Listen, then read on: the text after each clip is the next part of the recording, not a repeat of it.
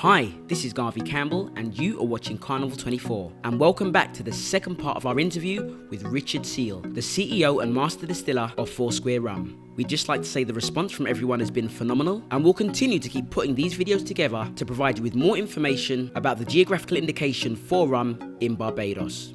In our previous video, Richard Seale provided details of what rum is, how it's produced, and what makes rum that's made in different places unique. And now, armed with that knowledge, in this video we're going to give you a deeper dive into geographical indication and what its implications truly are. So remember to like the video and keep sharing the video with your friends, and remember to leave a comment basically saying hell yeah and more please, and we'll continue to post the segments of this interview in 30-minute slots over the next week and a half. But now, without further ado, here's the second part of our interview with Mr. Richard Seale. This is 𝐺𝐵𝐶𝐓𝐄 and you are watching Carnival 24. Right. So my next question is going to be about, or asking you, like, what do you think GI means for consumers? But before I do, I want to read a quote from you that I found in Forbes magazine. I found this. This is one of the best quotes I've ever read. These few paragraphs. So I'll read it to you. It says, I have often explained the motivation behind using sugar as an attempt to create an illusion. From a young age, many aspire to be capable of drinking and enjoying drinking spirits neat, largely because it's associated with maturity or adulthood. The covertly sweetened rum creates the illusion of drinking a straight spirit. There's a sense of reaching maturity when someone discovers for the first time they're enjoying an ostensibly straight spirit. This can create great loyalty to the brand. Moreover, we also aspire to have good taste. When we drink that sweetened spirit, complete with its premium package and misleading age claim, we're convinced we've acquired good taste. People do not like having their illusions shattered. There is always a very emotive response. I found broadly the response fits within two categories. The first is angry at me or my colleagues for shattering their illusions or telling them the truth. We've been called snobs, rum Taliban, rum fascists, sugar police, virgin monks, and whiskey yuppies, among others. The whole affair can become very unpleasant. And the other group responds with anger at being deceived by the producer. That was just a blinding bit of a commentary there, and had all of us in the office talking about it. Can you go into a little bit about the implications of GI, what it has for consumers? So yes. So what happens when you codify your GI? You do two things. You codify the geo links. So if you decide that, when I say you decide, if you observe that maturation, climate of maturation, it's a huge geographical influence on your product, then you will write that into your GI. Mm-hmm. Barbados rum must be aged in Barbados. If it meant nothing, if it didn't matter, you wouldn't write it in. The other element that you write into your GI is your quality standards, because you want to protect. So you've got this reputation, Barbados has a reputation, and you know from life itself that once anything has value, someone is going to try and produce a cheaper version. Right. For every diamond, someone's going to make a zircon. I know that's kind of a bad analogy because diamonds are a little bit inflated, but you get my point. Yeah. So, for every, Hermes bag, there's a fake one. Right. Cheap knockoff. Right. So you want to protect. So that's where then you write things like Barbados rum shall not be adulterated. So you don't want this game of sugar in your Barbados rum. You don't even want to get in that debate, because yes, it's a pretty heinous practice, and it's a very, very successful practice because of that. Where I described that quote. So if you take a substandard product, as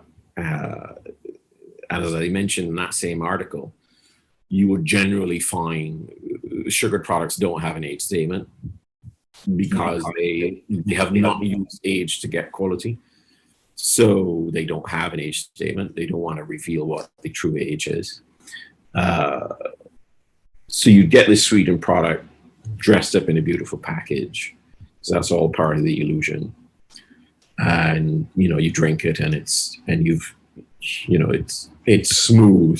Mm-hmm. You think you're drinking a quality product. So it's a very insidious tactic, I think, using sugar. And so therefore, on Barbados we never did it. And you probably laugh.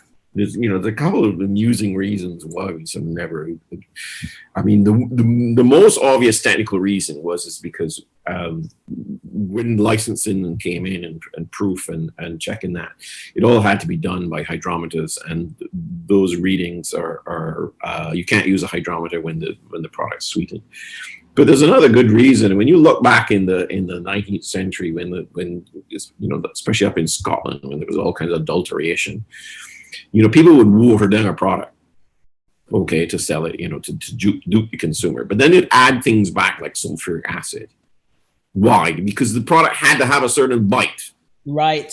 Wow. So back in the day, drinking, straight whiskey in pubs and stuff, you wouldn't put sugar in because the guy would think maybe you had watered it down, So it's quite the opposite. Smooth wasn't necessarily a great attribute to, the ordinary man in a rum shop or whatever. He wanted to know he was getting the real stuff. Right.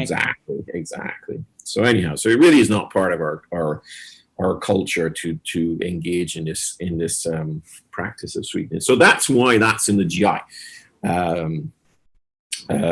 We don't want. So as I say, in the GI, you have these two elements. You have these elements where you have geographical links and you have these quality elements. Now, GIs can vary in terms of just how stringent they are. They can have more control on methods. They can have more control on the taste profile. We actually haven't done that. So we've written a GI with, you might say, with the basics. So the basics are the geo links and the quality standards. For example, in Jamaica, in their GI, they have an organoleptic panel. So your product has to pass the tasting panel. Martinique rum, there's much more prescription on the methods that must be used. So they go in with a type of still and certain parameters of design of still. So it really depends on what you're trying to achieve. And what we're mostly trying to achieve at Barbados Rum is to protect its reputation and protect the value back to Barbados. So that's why we write in there things like aged in Barbados and bottled in Barbados. So bottling is a good example of something that's not necessarily a geographically linked requirement. There's nothing particularly, unless you consider the dilution water. And arguably that's not, with all the water treatment processes we have, that's arguably not as critical. So in theory, you could bottle Barbados rum somewhere else and still have the same quality. But the reason why we write that in is two reasons. One, we want all of the economic value in Barbados. We feel that if we say to the consumer, this is a Barbados rum, geographically certified, carries the mark, telling the consumer, look, this is a distinguished product, we want them to know that it was bottled in Barbados, all of the value is in Barbados. But then also policing. Barbados doesn't have the resources to police bottling of Barbados rum all over the world. And so the easiest way for us to guarantee what goes in that bottle is 100% unadulterated Barbados rum is it to be bottled right here. So that's the other reason. So everything that we've tried to do with the GI are, sound reasons behind it. But there's a lot of flexibility in there in the sense of methods, in the sense of, trying to be innovative and evolving and go back to that, as I said, 100 years ago, consumer preferences. Well, if you might shift Barbados rum in the next 10, 20, 30 years in a slightly different direction. You can do that as long as you make the product here. Right. So there's room for maneuver. It's not too restrictive. No, not at all. I'm not saying that we wouldn't. Maybe, you know, as Barbados rum grows and grows in value, we may do that. We may add things like organoleptic panels and stuff. It really is a balance to always be found. And I think, you know, part of the propaganda out there is that, you know, you write a GI and then you can never ever change it. Of course, that's patent nonsense. I mean, you know, the Scotch whisky regulations have, you know, changed a couple of times. Their guidance on their interpretation has evolved. Martinique AOC has changed 2 or 3 times over the last 20 years. No, there's certain fundamentals that would never change. So you would never take away your geographical links. I would hope not. And you would never, hopefully, go backwards on your quality standards. But as I say, in the future, you know, Barbados rum may become so valuable to the economy that you may want to have an organoleptic panel. You want to make sure that, you know, the product, you know, there's an independent tasting panel and this product is up to standard before someone goes out there and marks it. So right now we haven't done that because, you know, this is the first attempt at GIs. And just let me mention again back a little bit why we haven't done these things in the Caribbean. Well, all these things take time. GIs are part of the various economic treaties that are done, and then you have to create the home legislation to create the framework for it. So that legislation was created here a few years ago, because the way GIs work is you register your GI first at home, and then you go to the country that is also part of the various treaties. So the EU, for example, the EU has an excellent mechanism for getting your GIs recognized. Place like the US does not. So the US does not recognize GIs, no. Oh, wow. What would happen with the consumer is that all we could do with the consumer in the US is they could read the mark on the bottle and say, right, Barbados rum certified. The EU, this is the other part I think a lot of people don't realize. With GI recognition becomes a lot of power of protection. So you could label, right now, you could legally label a product in the EU, Barbados rum,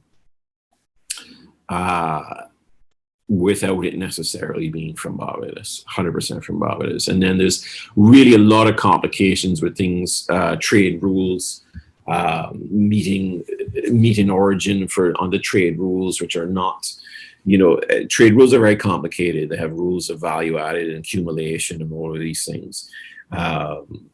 So there's not, you know, there's a lot of possibilities out there. And I think a lot of people don't realize that when you pick up a bottle of a product in the EU and it may say product of wherever, or it may say, you know, Barbados rum, they don't realize that there's not really any real protection on that, or protecting what they think it is.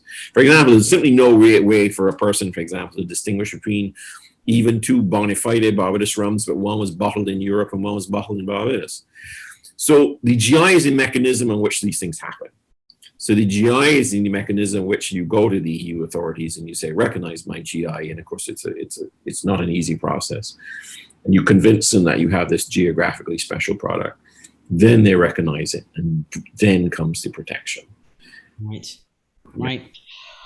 Okay, so before I go on, I wanted to ask the all of these proposals that have been put out so far for GI, were they submitted in private, or was the contents of them available to the public? And the reason why I'm asking that is because my next few questions are going to talk about those proposals. And what I don't want to do is I don't want to, you know, put you on the spot with any questions that I ask about that side of it, the proposal, etc. So is it? So what happened was the initiative to do the GI came from the local export development agency in Barbados. It's government owned, but its mission is developing industry in Barbados. It's called the BIDC. It's actually now changed to Export Barbados. It's the name of the entity.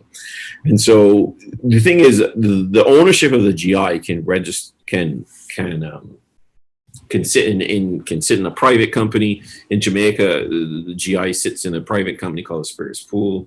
There are various mechanisms on which, and so this was what was proposed, that this entity would register the GI.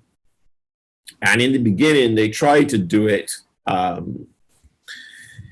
They sort of went around to all the distilleries and did some interviewing and then wrote some things down in the registration. And that turned out to be not such a good way to do it, because they ended up with things with quite a few sort of, they got the fundamentals right, you know, that is aged and bottling barbedas, but you know, they sort of went around to everyone, and some majority of us were using bourbon casks, and they sort of wrote down how barbedas rum has to be aged in, you know, bourbon casks, and we were like, hang on a minute, that's a mistake there. We don't want to age on. So they made a few mistakes. So then when the kind of process, so we sort of put a halt to the process, and then we said, look, no, you need to have more input from us. So that went on, and to cut a long story short, basically, that's where Mount Gay and Nicholas and us settled on a common standard. So we wrote everything down and said, right, this is what we agree with. But the problem is that when the BIDC went to finally lodge the application, it went in, and then higher powers that be pulled it back out, and that's where we are. So there is no official. All I can do is tell you this is what Mount Gay, Foursquare, and Nicholas agree on completely. Right, and so. And we know that document, while we didn't see it because it went in and it went back out, we know that document is consistent. Right. We don't know if every, you know, detail is consistent, but the fundamentals are consistent. So were there, correct me if I'm wrong, were there two proposals, like one from BIDC and then one from yourselves, the three distilleries coming together? No. There was BIDC's original attempt sort of on their own. Right. Okay. And that was sort of, and we all stopped that. We were all like, hang on a minute, no, you got some flaws in there. So that we all agreed that one had to sort of put a hole. And you know, without sort of speaking out of turn, some of us people had different concerns in the beginning. Sort of, it ironically went quick in the beginning, and so we were like, "Hang on a minute, do we know what the costs are with this?" And so there, you know, everyone was a little bit, you're going a bit too. Ironically, we were going a bit too fast at that time. So I was back in 2016. So anyhow, so then, as I said, that got stopped, and then we sort of restarted, and then with that restart. What we had was a very clear communication from a joint communication from Foursquare and Nicholas and Mount Gay saying, this is what it should be. Mm-hmm. And we didn't have any disagreement from BIDC. In other words, BIDC said, okay, yes, we agree with that. In other words, what BIDC did is they basically hired their IP lawyers. So what it was is we said, look, here's what happened. And basically the IP lawyer said, right, we don't see any problem with that. Okay. So the other thing as well that our research team picked up that we didn't realize was that there's also a similar issue that's kind of connected to this that's going on in Jamaica. Correct. Are you able to shed any light on what's going on in Jamaica? Yeah, so what's happening in Jamaica is a slightly different scenario in that, in our case, the registration has been stopped. So even though Export Barbados submitted it, supported by Foursquare, supported by Nicholas Mount Gay, somebody spoke to the right person and got it stopped. I will leave you in the audience to speculate on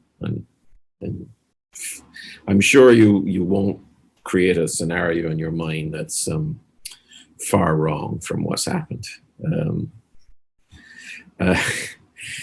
But in Jamaica now, you have a slightly different scenario in that the Jamaicans had registered their GI. They'd gone through all 4 distilleries. So there's a local registration of a Jamaica GI in 2016. So Ferran became a shareholder of one of the four distilleries in 2017. Long Pond, I believe. Is that correct? Or have I got the name? It's NRJ. It's a company called NRJ. And yes, it owns, amongst the distilleries, it owns Long Pond. Right. So what's happened there in Jamaica is that then, instead of the four distilleries all agreeing, which they had done in 2016, and agreeing and taking the next step to EU registration, this distillery, after the change of ownership, said, no, we don't agree anymore. We want to change it. And this has actually been very difficult for them, because the advice they were given by the IP advisors in Europe was is that you actually need to strengthen this GI. So the one you've registered in Jamaica, you need to make it stronger if you want the Europeans to recognize it.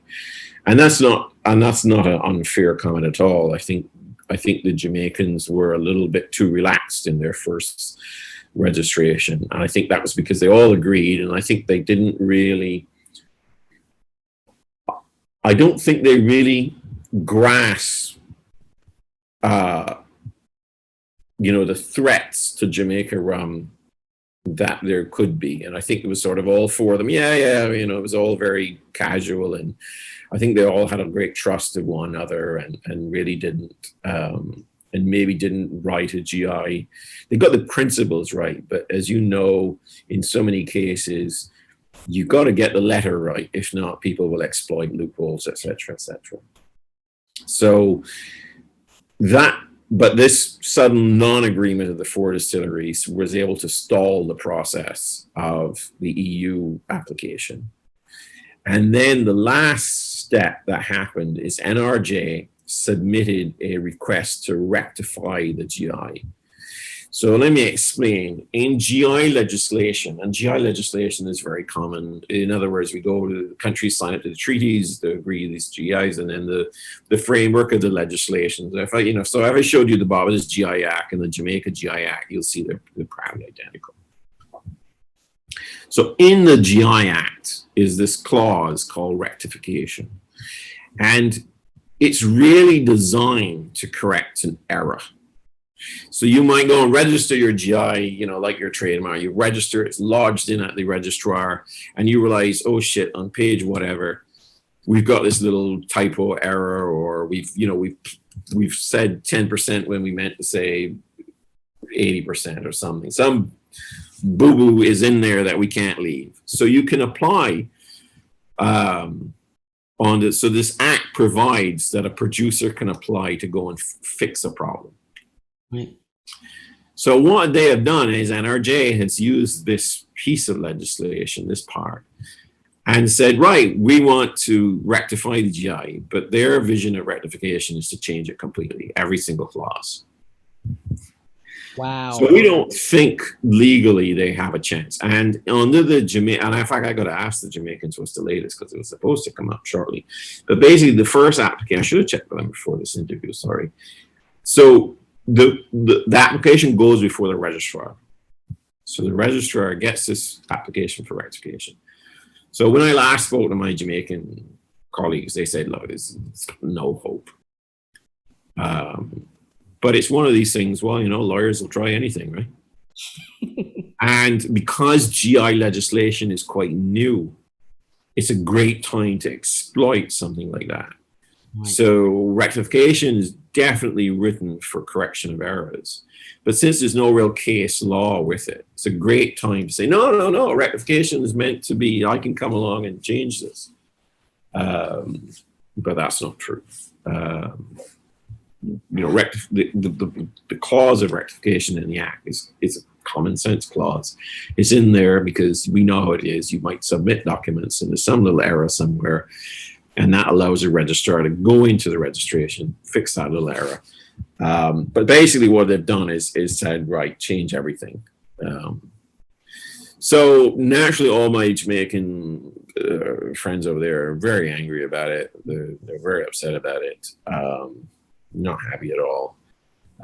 And of course, you have this dilemma where the EU is saying to them, look, guys, if you want to get your GI registered, you need to strengthen it.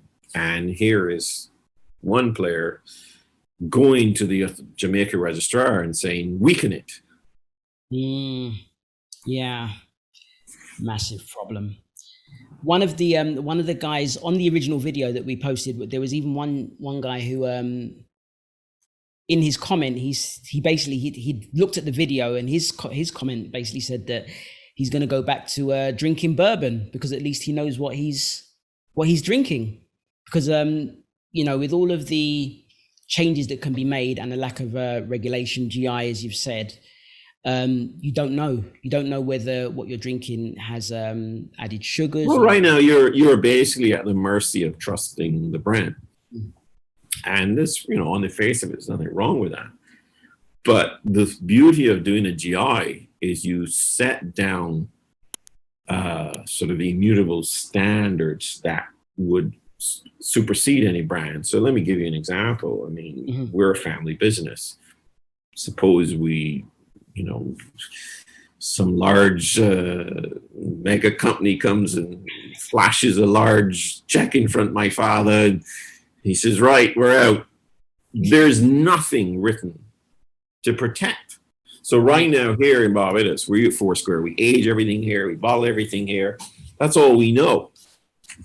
But suppose a mega company buys and says, right, why are we aging in Barbados? It's more expensive. More, you know, all future production shipped in a bulk tanker, aged in Kentucky or wherever. Why are we bottling on those little small rum lines in Barbados? We should be bottling our mega, you know, fully automated lines because we're a big mega corporation. And so suddenly, you know, a brand, and the thing is, this has happened before. I'm not even giving you a speculative scenario. If you think of the brand Myers Rum, if you went to Jamaica in the 1940s or 1950s, Myers was the most famous rum of the time. And my friends at Appleton probably hate me when I say that.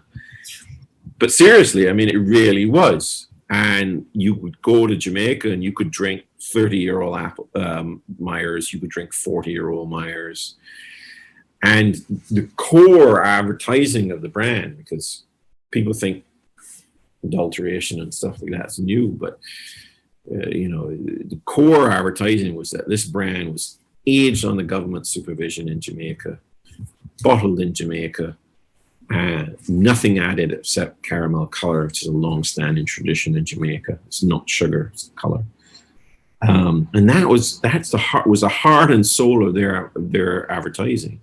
And the heart and soul of their advertising was things like, you know, only the Jamaica climate can produce Jamaica rum. And you can pick up a bottle of Myers rum in Europe or America, and you have no idea where it's bottled. I can tell you, it's not bottled in Jamaica. Good luck finding a bottle of Myers in Jamaica. Wow. So I'm not giving you a speculative generic situation. I've given you a scenario that's played out more than once. And so the beauty of doing a GI is to lay down that marker. So I mean, you talk about a brand like for example, like Mount Gay. Now Mount Gay purchased the Remy purchased that brand. And you know, I'll give credit to my competitor where credit is due. And they decided to invest in Barbados. And they never messed with the Barbados know-how. Right to this day, there's a Barbadian master blender. All through through their entire tenure, they never messed with Barbadian know-how.